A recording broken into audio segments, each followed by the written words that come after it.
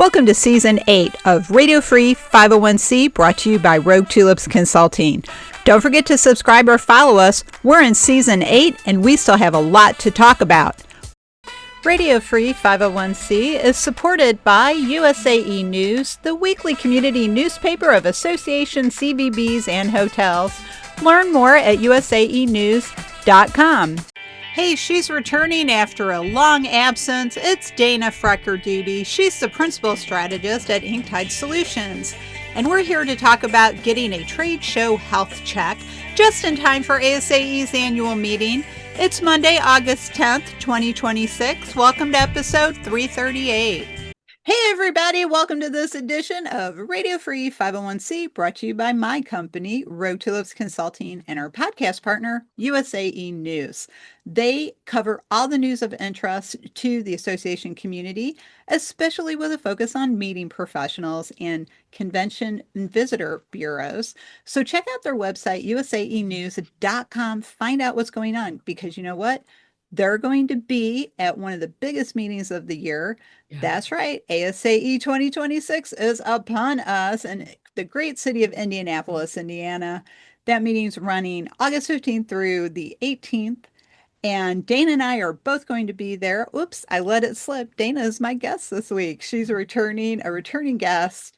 And we have a lot to talk about, because Dana and I are both exhibiting in a booth together for the first time, and we'll talk about that. But she's also going to share a lot of information with us about a trade show health check for your organization. So before we dive in, I guess I should remember to introduce myself. I'm your host, Cecilia Sepp. I'm the principal and founder of Rogue Tulips Consulting and the host of this podcast. So glad you're here. Quick reminder, please follow or subscribe on your favorite service. That helps us by raising awareness of the show. I also, speaking of raising awareness, want to point out to you that we are really thankful and grateful to Elevate Society, which was founded by Tal Gur, who wrote just a wonderful in-depth review of this podcast. It gives you all the reasons why you should be listening on a regular basis. So check that out on our webpage. You can find the link to that review at roguetulips.com on the podcast page. So let's get back to our guest for this week. Again, a returning guest, Dana Freker Doody.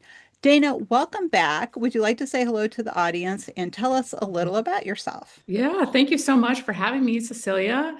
I'm proud of that review you just got. That's pretty cool. There could be new listeners that Tal brought to you who are listening for the first time right now. So welcome to them, and welcome to everybody who's been around for Radio Free 501c's. Wait, you're on like 350 episodes now? We will hit episode 350 in November, and this episode 338. Awesome. 338 is not too shabby. I'm Dana Freker Doody, and I have been in the trade show, association, and communications marketing world where those things intersect. I've been in that space for a couple decades. I'm in the fourth year of running my own consultancy, and I am just really digging in with organizations and helping them figure out what gaps they have that are blocking their growth. Because it's that growth that enables an organization, an association, to do amazing things for their members. And that is a great segue into our conversation. We'll talk a little bit later on about our experience that we're planning at ASAE 26, but I want to dive into this first because I think the audience is probably very interested in this topic, because so many associations rely on the annual trade show for revenue, for connection, to raise awareness, and to bring people together. There's a lot of benefits of having a successful trade show. So absolutely. It's a mission engine, right? Like the revenue that is created is the fuel that goes in that, engine to allow for advocacy programs and new learning programs to come online, and career development, and pay for the governance and, ethics things that need to happen inside of a professional or trade association. I love that, mission engine. That's a great phrase. I haven't heard that before. I just coined it. Well, good for you. You heard it here first, everyone, on Radio Free 501c. So I did want to start off our conversation on trade show health, which is actually our topic this week, trade Yeah. show health checkup. When we were preparing for this episode, you mentioned there are four gaps in trade show creation, development, and management, and those are some of the spaces where you can help people. So what are those four gaps?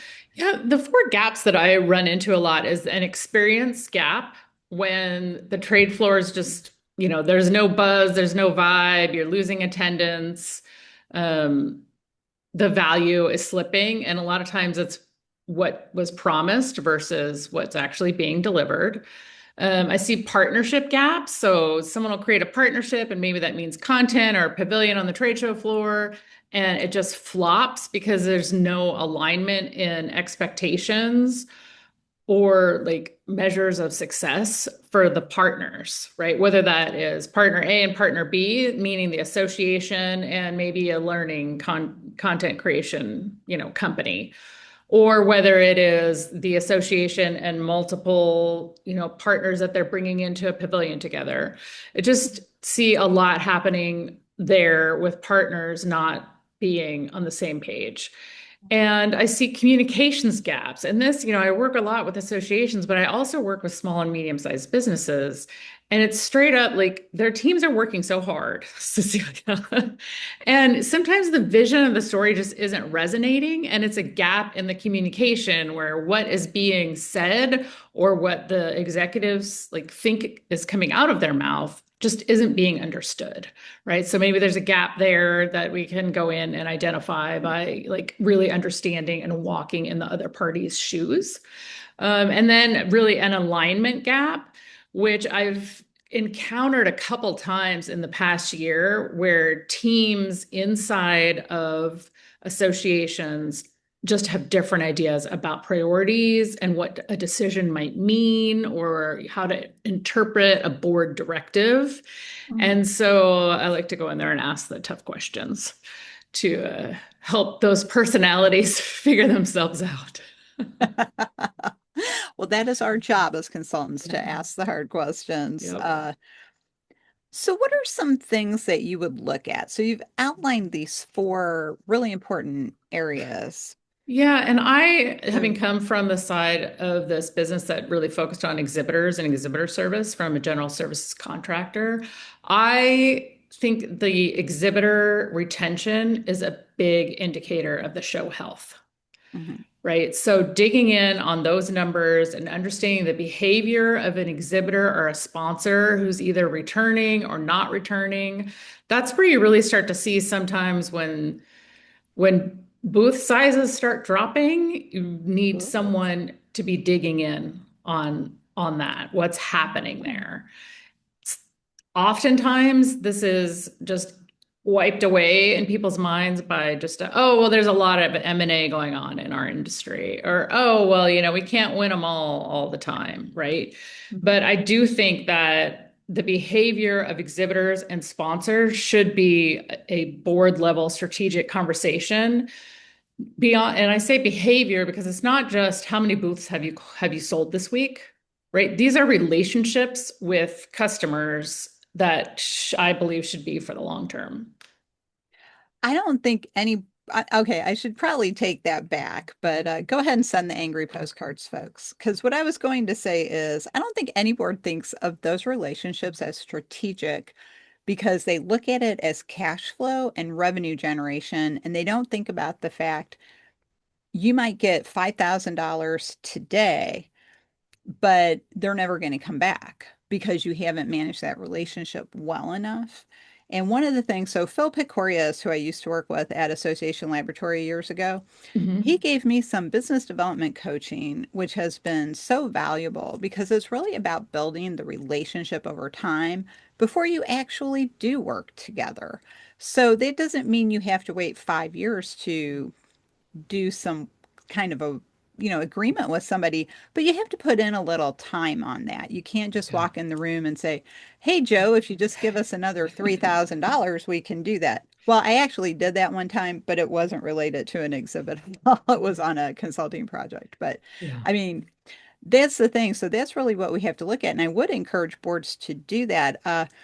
Recently, the chief staff executive of the National Tooling and Machining Association was on this podcast, Radio Free 501c, and he was talking about how he manages sponsorship relationships.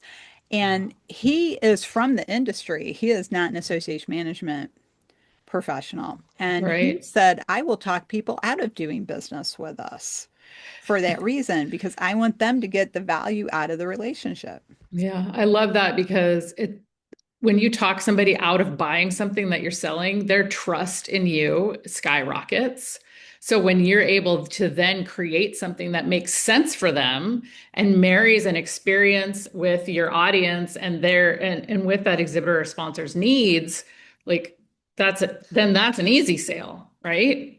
Yeah, I love that idea. I do think that one of the ways, Cecilia, that boards can start digging into this is asking about what the exhibitor or sponsor's customer journey is, right? Ooh. We think a lot about the member journey in associations and even the attendee journey. And based on my workload, the exhibitor and sponsor journey is sometimes an afterthought. And I believe those things need to be very intentional. If it's not intentional, then and it's not anybody's like fault that these things get missed. It just doesn't often get assigned in an organization to go through and map that journey. And, I just had an engagement that I did, and we found that there was friction at basically every stage, right? There was friction at like the awareness stage of even finding what's happening on the website. There was friction at the communications, right? There was a communications gap between how those messages got back and forth between the association team and the interested exhibitor. There was friction at the point of sale, because the systems weren't always talking to each other, or an invoice was required. Like finance didn't like wake up one morning and decide that they were going to make it super difficult for a salesperson to sell a sponsorship. Right. I mean, maybe some of them did out there, but I don't think those are the ones who are listening to Radio Free 501c.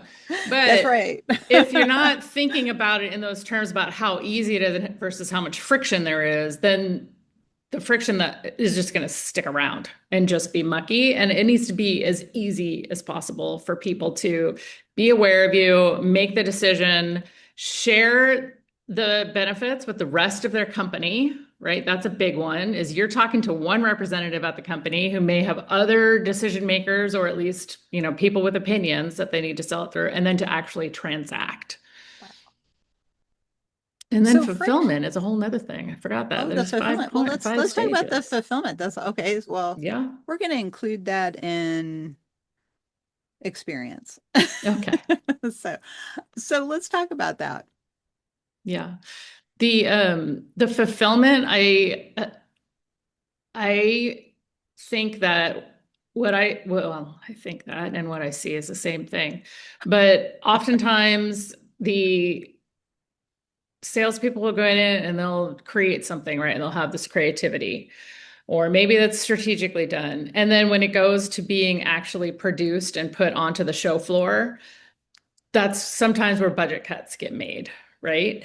So what I see happening experience-wise for an exhibitor or a sponsor, or even an attendee, is like, this was the thing that was promised way up here. And then when the thing got delivered, it was put it together yourself, or, oh, we didn't mean to include graphics there, or, oh, no, there's no coffee bar in this space, right? It's just these kind of experience gaps where what's been promised has not been delivered. Um, and that occurs because people are not always starting in the beginning with what that activation, what that sponsorship is going to actually cost the organization in terms of hard costs versus their soft costs. Mhm. And that really needs to be understood by the activation and not just be creating P&L budgets for the whole show overall. It needs to be by each like activation on the show floor. Wow. And one, I have a client now where I act as their executive administrator, and I was just talking about a lot of technology things. And the board member I was talking to said, okay, you just start speaking Portuguese to me because she's like, I don't know that level of tech. So, okay, you're speaking Portuguese to me now, Dana, because I do not do this, as you know. It's Right. one of the reasons we were so thankful at the Nonprofit Consultants Collaborative that you stepped up and said, I'll be the booth manager because, so can you explain some of those things that you just said? Because I sure as heck don't know what it That is. is like it's like a trade show 101. I do think though, and this is where, it's a communication gap we're having right now, Cecilia. Mhm. But I have seen where those who are in charge of selling the vision don't understand the costs associated with the vision. And so they're pushing down on the exhibitions director or the person in charge of making that meeting happen without and then they get angry when that person pushes back and says, no, like this is how much stuff is costing now. Mhm. And these folks over here, these people who are planning your annual conventions, your trade shows, your major meetings, your minor meetings, your all different types of meetings and events for associations, they are the ones in the best seat for you to consult on how things should be and could be priced because they understand the costs. And if they're worth their weight, they are looking at the trends where this space is going in terms of costing trends, right? Like if you haven't heard that AV is going up, right? This person knows, this exhibition manager knows, and you need to understand that if you're sitting in any other seat in that association. So basically, I mean, that does seriously sound like a communication gap because if the person doing the outreach and making the sale is not bringing in the person who makes it happen, that's going to be a disaster in any situation, I would think. Yeah. Because if you don't know how much it costs, or you have to go back, either you have to go back and tell that exhibitor or sponsor, you got to give us more money, or the Right. association has to eat the difference. Right. Right. Which I see quite a bit. And, I think the booth that you and I are working on together, booth number 1329, Woohoo, ASAE be there. annual. But, I think that your eyes were opened a little bit to all of the little pieces that go in, and that's just a booth. That's just a 10 by 10 space, Yes. right? Yes. That's not 100,000 square feet, 200,000 square feet. That's just Yeah, some of 100 those square big, feet. oh my gosh, yeah, some of those city, well, I think of them as city booths, but they would technically be a CVB booth Right. Right. representing a city and why you should go there. Some of those, they're like you said, 200 by 200. They're like a little city on their own. And like you said, we just have a little 10 by 10 booth, Right. which is the smallest booth you can get. And we have 9 consultants exhibiting in this Yes. booth, not all at the same time, or there would be one consultant per foot. So we're going to be rotating. So check Yeah. out our schedule. If you're going to ASAE 26, check out the Yeah. schedule. We have a schedule in our booth page where you can learn all about all of us and when we're going to be there. But as you were just saying, Dana, I was like, you've got to pay for a rug. You Yeah. just not have a rug. Right. Right. And then we had to rent the furniture. We had to get a wall banner for the back Right. wall. We had to ask for well, for the furniture, we had to get chairs, we had to get a table, we had to ask for tablecloths. We even had to ask for electricity, like that just doesn't come with it. So, just to give the audience a little bit of an idea, a 10 by 10 booth at this year's meeting is $5,100. That's really not a lot of money when you think about it. And you might say $5,100. Well, it's really not for that kind of exposure. But where it gets expensive is when you add in all those things we just listed. You Right. you end up Plus with like, travel, yeah. plus entertainment, plus time for staff away from work. Mm-hmm. So I think Exactly. that's where, you mentioned your other guest, really building relationships. That's where if you're viewing your exhibit space as just a transaction, it's going to work for you for a little while, but it's not a transaction for $5,100. It's a commitment for that company to spend at least three times that. Well, this is why there's a whole organization now. I think it's about 5 years old, Professionals and Association Revenue. Hmm. And there's a lot of great people in that group, like Bruce Rosenthal, who wrote Mastering Association Corporate Sponsor Programs. If you don't have a copy of that book, I highly recommend it Yeah. because he talks about this point that Dana is making. You need to build relationships. You don't just give them a static list of things to choose from. That's an okay starting point. But if somebody comes to you and says, I have $3,500 to do something with your organization, what can I do? Then sit down and talk to them and say, well, what is it you're trying to accomplish? And that applies directly to trade shows because who are you Yeah. trying to reach in the trade show environment? Who are the best people to come by your booth? How many connections are you trying to make? What is it you're trying to do? Do you sell a service? Like I sell an intellectual property service. Other people sell a product. So what are you selling? How are you going to get it out? Yeah. And Yeah. how are we going to get people to your booth?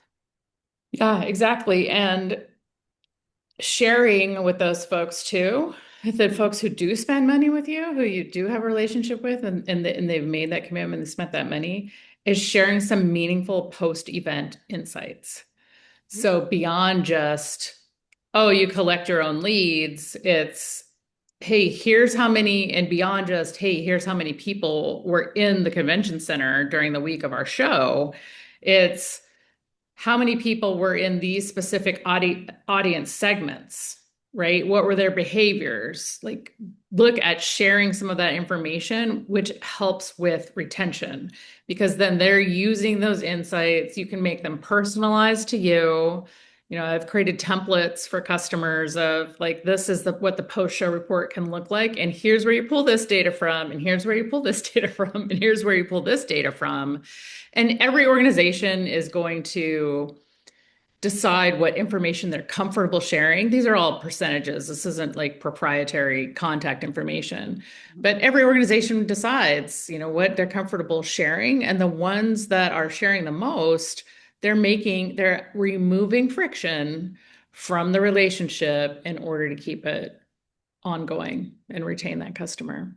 Yeah, and usually I say friction's not always a bad thing because friction can make things happen. So it's friction if you rub two pieces of stick together Yeah. and you can make a spark and then you have a fire. But then there's the friction that causes things to break. Like if something Yeah. needs oil and there's friction between two gears and then those gears eventually quit working. So we need to avoid this negative friction, especially with our trade show participants, because I Yeah. really don't think that we in the association management community think clearly enough about the fact that industry partners and vendors and consultants, whoever you're working with, we contribute a lot more than cash. And I think we need to really take that to heart. Yeah, absolutely. I love trade shows. I love working with trade show exhibitors. And like I said, I think that they obviously are the revenue engine, right? That bring Mhm. that, but it's so that all these other things can be done, can be created. And it could be mutually beneficial. Uh, Yes. I got to tell Yeah, you, it's when it's very exciting. yeah. When it's a win-win-win. Yeah, And it's a that win can for the happen. organization, it's a win for the attendee, and it's a win for the exhibitor or the sponsor or the partner. Yeah. Yeah. And I think frankly when I see how complex some of these exhibits are, and like you mentioned, how long it takes to get it there, how long it takes to set it up. And then maybe you're there a day and a half and you got to take it all down again and maybe send it Right. back to storage or you're going to another trade show, right? Yeah. It's like there's a lot of effort for very little return, I would say, because of all the things you listed a few minutes ago, staff time away, travel expenses, the shipping back and forth of this booth and all the things in it. I know so many times, on the last day of the exhibit hall at ASAE, so many vendors are grabbing people and saying, would you just like to take 5 of these stuffed animals home? Because they don't want to ship them back, right? It's like, please. Last year in Yeah. LA, I got a couple of t-shirts because somebody didn't want to send all the Yeah. t-shirts back. And I was just like, oh, okay, sure, no problem. So if somebody offers you all that stuff on last day, yeah, go ahead and take it. If it's something you can't really use, you can donate it, Yeah. Yeah. to Children's Hospital or something, especially the stuffed animals, because they're always so cute. But They are cute. I don't pick those up usually because Yeah. I figure a person my age should not have as many stuffed animals as I already do. So I That's don't want to funny. add any more. And I mean, So, exhibitors are getting smarter and smarter, right? So there are exhibitors who are making different choices, even with something as simple as that, like if they're going to have t-shirts or if they're going to have, stuffed animals, but they're getting very smart about their spend. mhm. I'm very bullish on events and trade shows. I'm very bullish on in real life experiences as a, you know, flywheel for business. Like as we get more and more focused on artificial intelligence tools and what's real and what's fake, in real life events are going to be where commerce happens. It's going to be enabled. You meet people there, you advance relationships there, you close deals there, right? All those things can happen at an association's annual convention. Yeah. And so people are getting really smart about how they're spending their money, how they're tracking and measuring their money, but they are putting money into events. There are, still events popping up. People are still doing their proprietary events. But when associations can create the environment where those human beings can come together and achieve their objectives, whether that be commerce, learning, networking, like that is going to be what drives the future of sales and marketing, I think. Well, do you see exhibit halls getting smaller? Exhibit halls. Yeah, I so think we're meaning, seeing Julia Solaris is a thought leader in this space. And one of the things, I think it was his newsletter yesterday, really talked about the bifurcation of trade shows and conventions, right? So some of them the tent is getting bigger and bigger, mhm. and others, they're getting smaller and smaller and doing more regional events, perhaps. Okay. So instead of this like everybody just does this annual meeting and trade show, organizations are starting to rethink like, are we the big tent organization? Are we going to be the ones who bring all of the sectors and segments together? Or are we going to have smaller footprints, smaller conventions, either regionally focused or, sector focused or, one topic focused? Yeah, So and we'll see a little bit of a split. Some will get bigger, some will get smaller. I'm glad you mentioned that because it's not just related to trade shows. I've been in the profession long enough that this is something that has happened several times during my career where associations have, the huge big meeting, everybody comes, and then the Hmm. economy maybe slows down and people say, I don't want to go that far or spend that much. And then Yeah. you see like more regional meetings again or one day meetings. And of course, tons of virtual connection going on, Yeah. which I think is a benefit for all of us because, people from all over the country can participate even if they can't go to the in-person meeting. So, trying to provide a lot of different choices and activities is great. But I do wonder sometimes. So here's another question for you. Okay. So you have the booths and you have the big booths and the little booths and the in-between booths. But how do you feel about selling tabletop space in an exhibit hall or maybe right outside the exhibit hall? Yeah.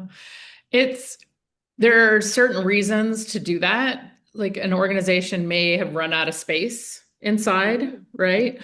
Or they may want to groom or groom's such a weird word right now. I They know. may want to like for startup companies, right? I still see that. A lot of the tabletop exhibits went by the wayside as we got more and more professional looking Mhm. in exhibits and trade shows. So that's why we don't see the tabletops anymore because a lot of people are like, tabletop looks so crappy.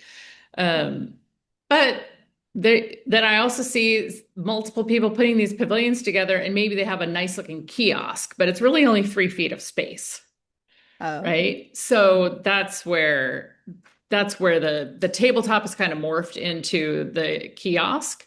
Mhm. And it really depends on, again, just the motivations and how they've perhaps analyzed or not analyzed what their people want, what their community wants. Do they want a lot of people there with all these different sizes? Can they manage that internally?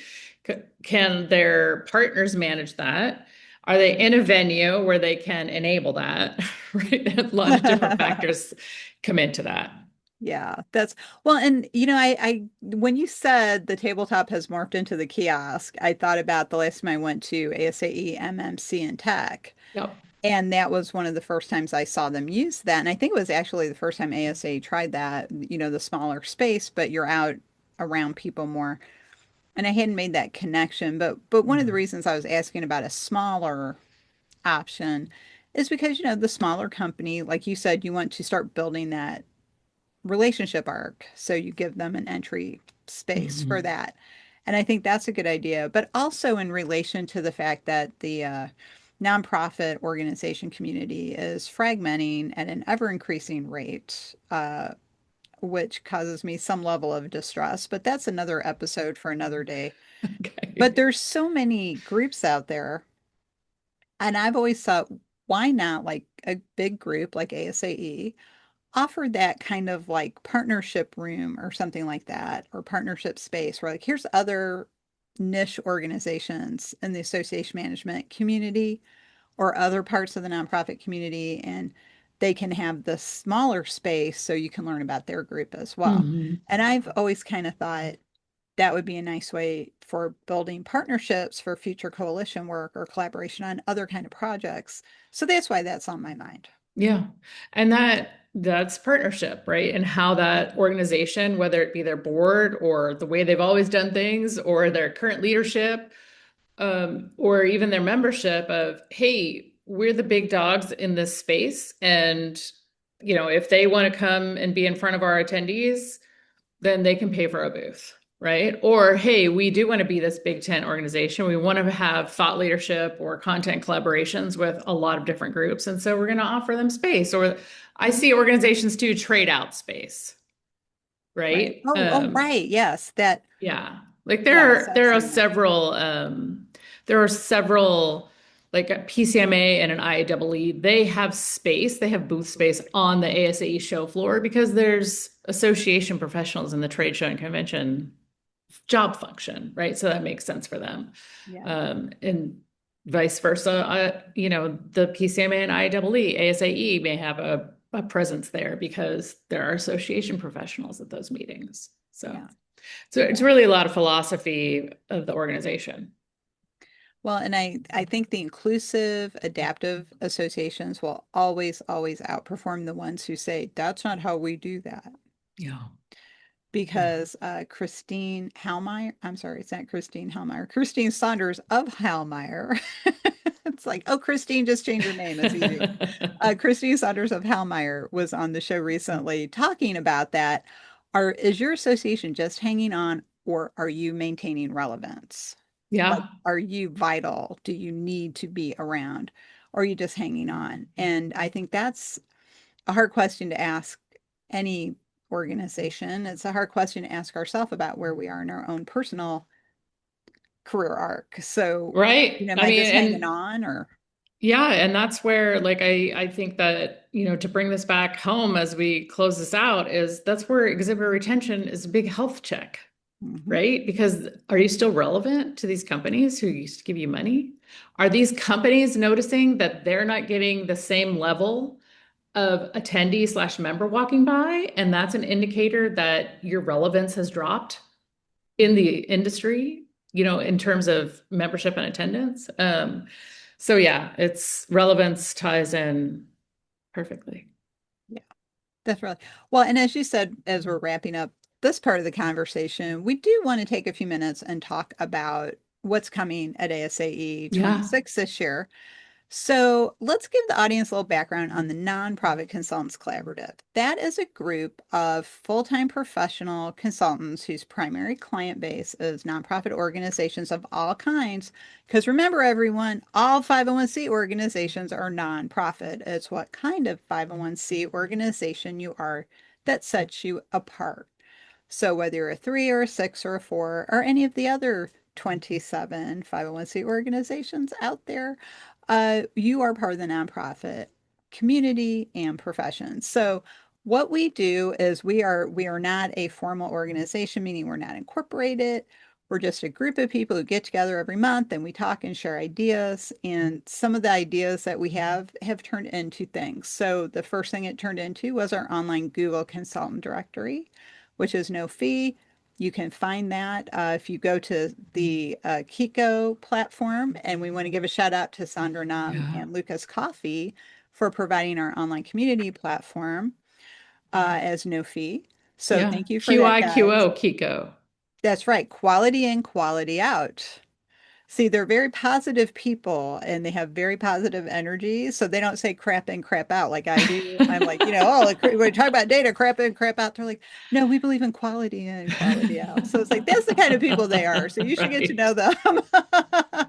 But we have that community. We can share resources. We have our calendar there. You can find our consultant directory there. So if you're looking for a consultant for a specific Hmm. project, or you just want to meet a different group of consultants, meet a lot of different consultants, you can check out that directory. Also, check out the Kiko Association Marketplace because you can find most of us there as well because we have pages there as well. Now, the other thing that we are doing is this booth, as Dana said, it's booth what number, Dana? 1329. That's right. And so you can find 9 representatives of this fabulous group of professional consultants in that booth.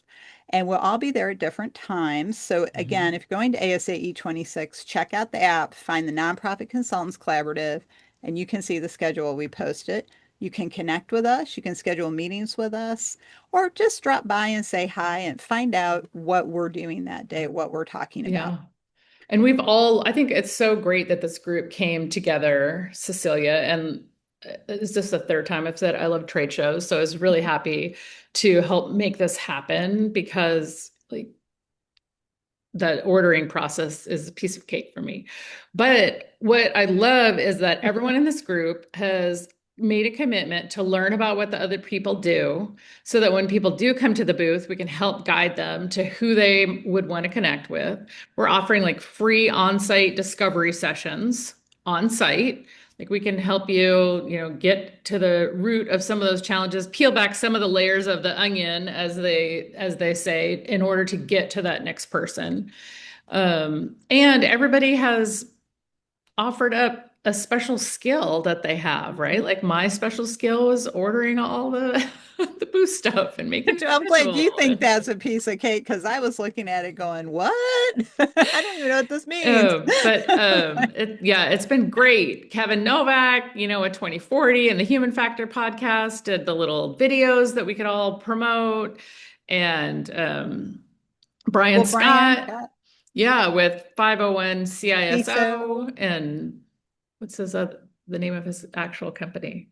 Oh, But it well, kind of that's the managing the one. lead retrieval, the Yes, tech he's named. piece. And Yeah, the tech piece of it, which is not easy. And absolutely, people have to come by our booth, Cecilia, because we have the most beautiful graphics that are going to be on the entire show floor from Anna Maria and her team at Associate Creative. They're beautiful. Hopefully, everybody has seen them on social because we're all sharing them on social media. We're very excited to come together. I think you are probably the only person that I have met in real life out of this group. oh, probably. Yeah. Yeah. I mean, Yeah. one, I'm a newer consultant just in my fourth year, but yeah. So I'm Yeah. excited to hang out with these folks in person. Yeah. I'm always stunned by how tall people are. Meet them in person. It's like because I see them on Zoom, and I don't Right. think about it. And then I meet them like, holy moly, what'd your mom feed you when you were growing up? It's like really tall. I'm only 5'5", and according to my rheumatologist, I'm shrinking and I shouldn't worry Uh-oh. about it. And I'm like, Uh-oh. she obviously never saw the Incredible Shrinking Woman, or like she disappears in the end. But getting Is it the back Lily to Tomlin, right? I think it was I think it is. actually. And Yeah. and then the original 1950 sci-fi movie, it was The Incredible Shrinking Man, and he does eventually just disappear because he becomes so small, he just vanishes. And he gets smaller and smaller and smaller to the point where nobody can even find him anymore because he gets That's so funny. I've never tiny. seen that. But it's easy to find us because again, we'll be Yes. in booth 1329 and a Yes. nice size 10 by 1329. 10. Come by, get a Right in the little middle. candy. pick up our flyer, pick up all our business Yeah. cards. And if you can't get to that Kiko chat, QIQO is .com. .com. And there's also a directory on, and I'm going to bring up my website, Cecilia, because I also That's have fine. a gaps check-in on there that helps, go through the gaps that we went through today. So that's just a tool that sits on my website at inktidesolutions.com. So both of those things are there as resources for everybody who's Ex- listening. Thank you. And why didn't we bring that tool up before when we were talking about the forecast? But yes, we're It's going to just be. an easy little thing that tells you how I could work with you. That's great. Well, and you are a delight to work with. I can Thank you. definitely confirm that and give Dana a very strong, rousing 110% Thank you. reference here and rating, because if it were not for Dana, I would still be stumbling around trying to order furniture. You couldn't. You So would figure thank it you, out. It Dana. just would take some time. I'd probably be on the phone with the You could hardware figure loan. anything out. Oh, well, thank you. It's Yeah. nice of you to say. Yeah. It does really, in all seriousness, it would just take me way, way, way, way, way, way longer to do it. But no, Dana is a whiz. She knows all the things you need, all the things you need to do, Yeah. what to consider, what to talk about. She helped us develop our exhibit booth guidelines for our participation. Yeah. And as she mentioned, pretty much everybody has contributed something to bringing this together. It's like I like to say, I'm Steve Jobs because I came up with the idea, but Dana is Steve Wozniak because she built it. So Making it without the happen. Woz, it wouldn't happen. Yep. I like to make things happen. Get her done, as we say That's here. right. We're there. Yep. So, Yep. well, Dana, this has been great. It's been so fun, and I Always. need to have you back sooner on the podcast because we always Okay. have a good time. But as you know, because you have been on before, I like to ask my guests, what's the one thought you would like the audience to take away today? And you've already mentioned how they can get in touch with you, but can you Yeah. repeat again how they can get in touch with you if they would like to learn more about how you can help them with their trade show health check? Yeah. Yeah, they can get in touch with me, inktidesolutions.com. It's INKTIDE solutions.com, Dana at inktidesolutions.com. And the one thing that I think I want to share with people to take away is what I started out this conversation. Like the trade shows are mission engines. They're not dirty little commercial secrets, right? Like commerce and trade shows have impacts on people's lives. And when you bring your members into a trade show space, they are learning there, they are networking there. Like all the things are actually happening on the trade show floor. And that's so true because I have some of my best experiences and connections on the trade show Yeah. floor. Yeah. Last year in Los Angeles, I was not exhibiting, but I was in the exhibit hall. Most of the time it was open and just really met so many people and reconnected with other people, learned about what my Yeah. colleagues do. So do come to the exhibit hall, check it out, visit as many things as you can. Check out some of the booths have food, some have other libations you might want to check out. But it depends on what the CVB is. So check that out too. Yeah. Have a good time. And Dana, thanks again for joining me on this Thank you so much for episode. having me, Cecilia. I hope everybody has a great day. Well, thanks, Dana. And we have to go rogue for now, but we'll be back next time with another exciting episode. So please, please, please follow us or subscribe on your favorite service because that really helps us raise awareness of this really important program where we also have a lot of fun talking about nonprofit management. Some other things about ASAE 26, in addition to being in the exhibit hall at the booth, I will be presenting with my colleague Cindy Ziegler of APIC, and Shauna Strickland of the American Epilepsy Society. We are all currently on the ethics committee or just rolled off the ethics committee. And we are doing a 1 hour play called Ethics at Work, a day at the Galactic Cosmetics Association. It's 1 hour, 9 a.m. on Tuesday morning, August 18th, in room 232. Please join us. You're going to have a lot of fun. You're going to learn about ethics. You're going to see how to apply it. So please put that on your ASAE 26 schedule. There's two other sessions on ethics from members of the current ethics committee, so add those to your schedule as well. We might require one ethics credit, but that doesn't mean you have to stop at one. It's like a bag of potato chips. You can have as many as you like. So get a lot of ethics training while you're there. Also want to direct you to my website, roguetulips.com, where you can learn about how I can help your organization grow outside the box, bloom outside the box, too. And you can see our services page on our services page, or see our services on our services page. I'm talking too fast in the wrap up. You can see our services on the service page. You can find this episode featuring Dana on our podcast page, so you can share with all your friends and colleagues and have a conversation about it. You can also check out our past podcast episodes. And again, on our podcast page, you can check out the lovely review from Elevate Society. So check that out as well and see why you should be listening more often, and encourage your friends to listen as well. If you would like to get some more education this fall, our fall courses for CAE prep start in September. Check out the education page to register or learn more. You can always contact me with questions, and you can get your ethics course online from us as well. So check that out too.